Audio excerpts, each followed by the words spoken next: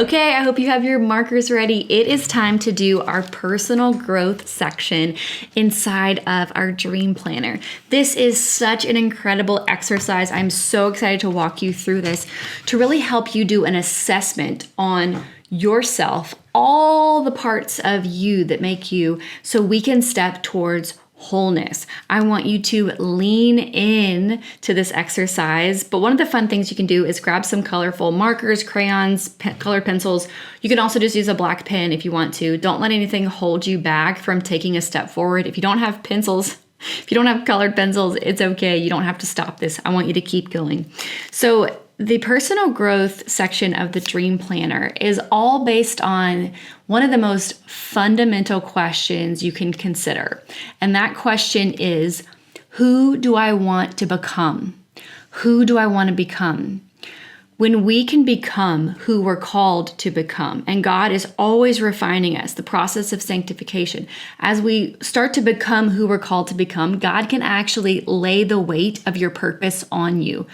But if we are running around with a flat tire, broke, in debt, stressed out, with no sleep, He can't lay the calling on your life, right? Like sometimes the big dream that we're waiting to figure out is really the most important dream, is that first foundational dream of you becoming whole and healthy, because a whole and healthy you can carry the calling and the weight of the stuff that He wants you to do, right? And every single calling in your life has weight. You know, I want to be a mom. That's a heavy responsibility. Heavy, not in the sense that it's negative, but heavy in the sense of it carries weight. You know, being in charge of a human, it is heavy at times, you know, like the responsibility of keeping someone alive, not just alive, but trying to thrive and help them become whole. So every yes, every calling, every step towards your purpose, which is a process, has weight. And we need to become more whole so we can healthily, that's a word, carry the weight of our calling. So we're going to do this fun exercise. The first step to this is assessment.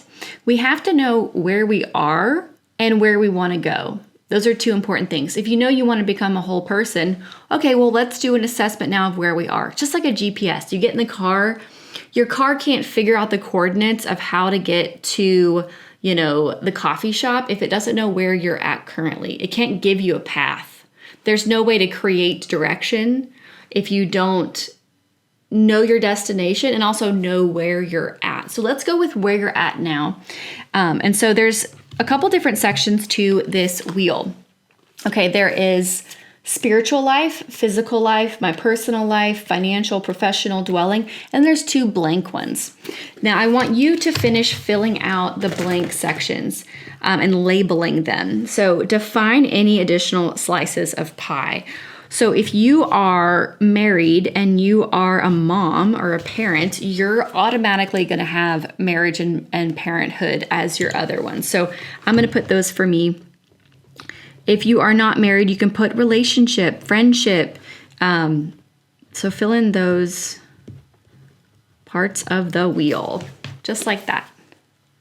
Okay, and then now we're going to shade in the slices of pie based on the level of encouragement we feel in that area of life. So on a scale of 0 to 10, how discouraged or encouraged do you feel about that slice? So for example, in your spiritual life, do you feel like you're running at a 5? Do you feel super encouraged and close to the Lord? Do you feel like that's super lacking? Let's fill that out. For me, I'm going to use different colors for my different slices because that's fun. And I'm all about making things fun. So we're going to put a minute on the clock for you to fill out your wheel. Let's go.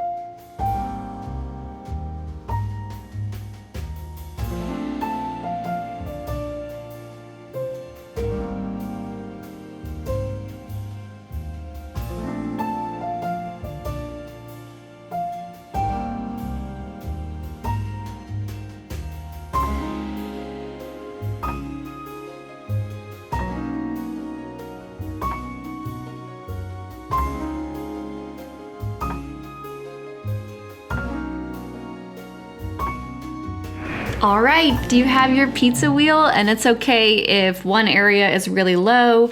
Some people ask me about the personal section, and that is, how are you doing? How are you doing in your, mental health? Like, how are you? That's really what that personal section is. And I will say my wheel looks totally different than it has ever looked before. I will say one of the things in my life right now, as I'm filling this in real time, my marriage part is the fullest it's ever been. You know why? Because we're in therapy. I've been putting time towards it. So it's so exciting when you finally start to see that putting air in those flat parts of your tires is working, and it's making progress. And it's because that's the part I put time in. Usually whatever part of your wheel is full, that's probably where your time goes. The areas that are lower, your time and attention aren't going to there, those sections. So here's the good news. The good news is you can create more time and attention in the areas you're lower in and see a difference. This is the change that you want. So let's go into the next section. We're going to assess a little deeper into step 3. We're going to dig a little deeper and answer the question, why did you rate yourself what you rated? So in your spiritual life, you only filled it out 50%. Why? Why did you fill it out? Or maybe you filled it out all the way. Why? What's working? It's good to assess what's working. In the areas where it was really full, why did you give yourself that rating? In the areas where it was mediocre, why did you give yourself that rating? In the areas that it was low, why did you give yourself that rating? We're going to ask that question, why? So I'm going to put 2 minutes on the clock, and I want you to fill out this section of why did I give myself that rating? Let's go.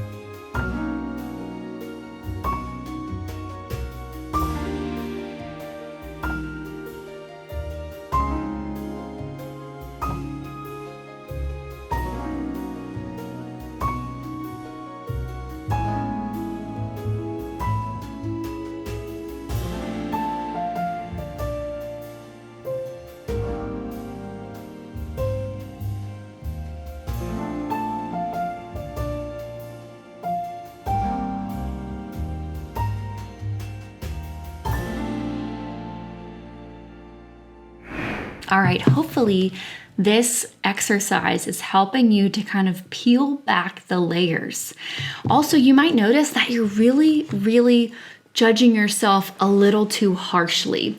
This section is not about beating ourselves up. This is simply about assessment. I just want to take a moment to say I am so proud of you for doing this exercise, because a lot of people just keep going through life and they don't even assess it or ask why.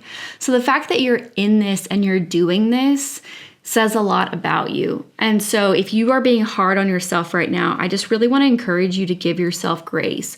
We're never going to be all the way full in all areas till we're in heaven. You know what I mean? Like, that's when we're going to have that true wholeness. Everything else is a process. So that said, we're going to move into our next section to get encouraged. Let's get encouraged. So I want you to write down in all areas of your life, what are 3 things you can do on a weekly basis to feel more encouraged in each area. So this is kind of like a brainstorming section. Like spiritually, what would be those 3 things? Physically, what could be 3 things?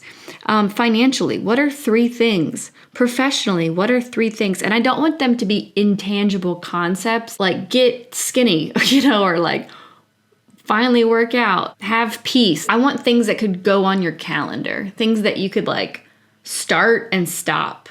Does that make sense? So I want you to write down things in all areas. So we're going to come up with 3 for each thing, and make sure at the bottom, which you probably already know this, there are 2 blank sections. These need to correlate to those slices of pie from the first exercise. So for me, this is about what are the 3 things in my marriage? What would be 3 things in motherhood to help me pump the air in the tire? What would help you feel more encouraged about your finances? What would help you feel more encouraged? Like, what can you do? And maybe one of those things you could do is have time to pray about it weekly. Sometimes, yes, there's things I can do in my marriage. We can have a date night. We can communicate. We can go to therapy. We can read books. We can do the Gottman method, which is fantastic, by the way. We can do our marriage journal, which that's something we've done for years. But one of the things could be, I'm going to pray over my husband. I'm going to sit down and intentionally pray. That is something you start and you stop. Like that is an activity that is so powerful. So we're going to put 4 minutes on the clock, and I really want you to sit and intentionally come up with your 3 things you could do on a weekly basis. And you're not going to end up doing all of these in a week, okay? We're just brainstorming at this point. All right, so we'll put 4 minutes on the clock, and I want you to come up with your 3 things in each category.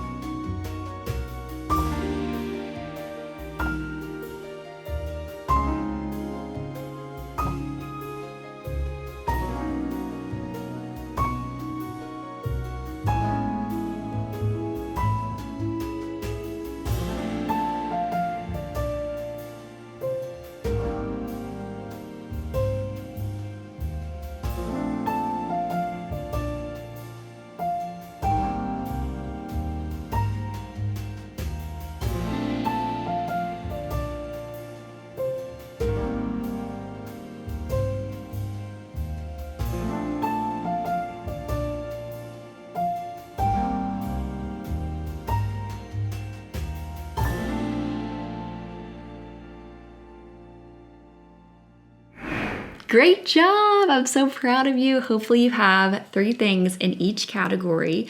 And you have definitely come up with 3 things, at least in the areas that you're feeling low in, like wherever that nail is in your tire. So I want you to look back at the 3 things you've come up with, and I want you to circle your number 1. What would be the number 1 thing I need to do in my week? What is that number 1 thing? So go back and circle those. And my dear friend Chelsea Joe, she teaches a similar version of this in her course, which is amazing. She has a couple different courses, but one is Systemize Your Life and Systemize to Scale. The Systemize to Scale one is more on the business side. Systemize Your Life is on the home. And within her course, she has come up with this term called the fundamental needs. And it's amazing. And I'm was so blown away in learning this from her of how to take your wheel and really turn it into actions. And so I want you to sit and really come up with what those 1 things are. Just start to circle them now as I'm talking. What would be the 1 thing spiritually? We're not going to do all 3. We're just going to start with the 1. So one of the things I do is after I have these 1 things, I actually put it on my vision board. So this is what she calls it. She's coined this, the great 8. So you can see here, these are my great 8 things that I want to do in a weekly basis. And I keep this very clear. So when I set up my week, I'm adding in these 8 things. These are my fundamental needs that I want to add into my schedule. So for mine, they are working out, a date night, quiet time and journaling, home reset laundry, budget check-in, meal planning, trying to go to sleep at 10:30, working on that, and family fun. So those are some of my great 8 very specific things that I want to schedule and have in my schedule. So I do my budget meetings on Tuesdays. Every single week, I'm checking in on my budget. When I sit down to schedule my week, I'm adding in these things into my schedule. So what would that be for you? Hopefully you have your number 1 thing. If you don't have it yet, you can pause right now and go ahead and circle those ones. Okay, the very last step of this section is to declare. I want you to declare who you want to become in all areas. Who do you want to become? There's a couple ways you can do this. One way is just to rewrite your fundamental need into each section of the wheel. Another way that's really fun for this is to actually write down some of your bigger dreams and who you really want to become in each area. So for example, spiritually, I want to become a daily listening daughter. Like, what is the identity you want to put on in these areas of your life? Physically, I want to become a Pilates guru. Come up with fun, exciting language of the identity you want to put on in these areas, and what you want to feel in your home, what you want to feel professionally, financially, personally, in your motherhood, in your marriage. Like, what are some of these big dreams you have in these areas? So I would just want you to write down and take some time of really thinking, who do I want to become in these areas of my life? So what would that be? We're going to take about 3 minutes on the clock, and I want you to fill that in. Who do you want to become in all areas?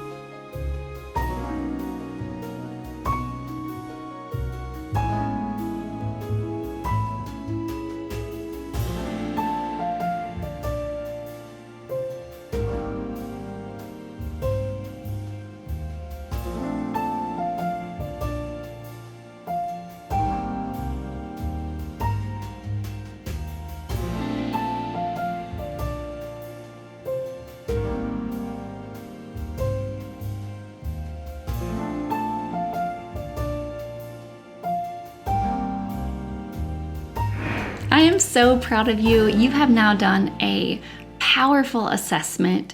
We've brainstormed and come up with true activities to help you become who you're called to become.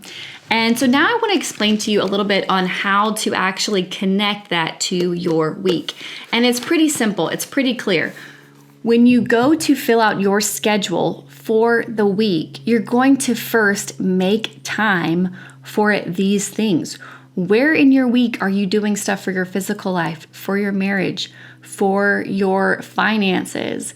I want you to really sit down and think about that. And so if you could create an ideal week, sometimes that's a great process to do. Come up with what is that ideal week I want to have. And it's really great if you can keep it consistent. Like for me, I do my budget check-in on Tuesday. Every Tuesday, I have a time on the calendar to check our expenses, especially things like food and groceries or, our restaurant money, because that fluctuates month to month. That's not just like your mortgage that is the same every month. It's a fluctuating variable expense. So on Tuesday, I check our variable expenses. Like, how are we doing? Are we doing okay? Are we going to make it through the month with the money that we budgeted for this month? So when you sit down to fill out your schedule, whether that's in the timestamp planner, the vertical planner, the horizontal, I want you to flip back to those fundamental needs, your number ones, have them written down somewhere nearby if you can, like I have, and make sure you're making time for them. At the very least, I need you to make time for the areas that are the lowest. So the areas in your wheel that are feeling the lowest, those need top priority in your schedule. This week, next week, let's go ahead and practice it now. You don't have to wait till the beginning of the year or whenever you're watching this video. You can start doing it now. You can do it today. What's the fundamental need that you can do today for the areas of your life that you're feeling the most discouraged in? My prayer is that you would become so filled with joy supernaturally, and that you would have the fortitude and the wholeness to be able to walk out the calling that God has on your life. That is my prayer for you. And I want you to do everything in your power to grow and to lean into the discomfort of the new routine and of the newness and of the unfamiliar, so that you can see real change this year. I hope you have a wonderful day. We're going to move on to the next section of filling out our dream planner. I'll see you in the next lesson.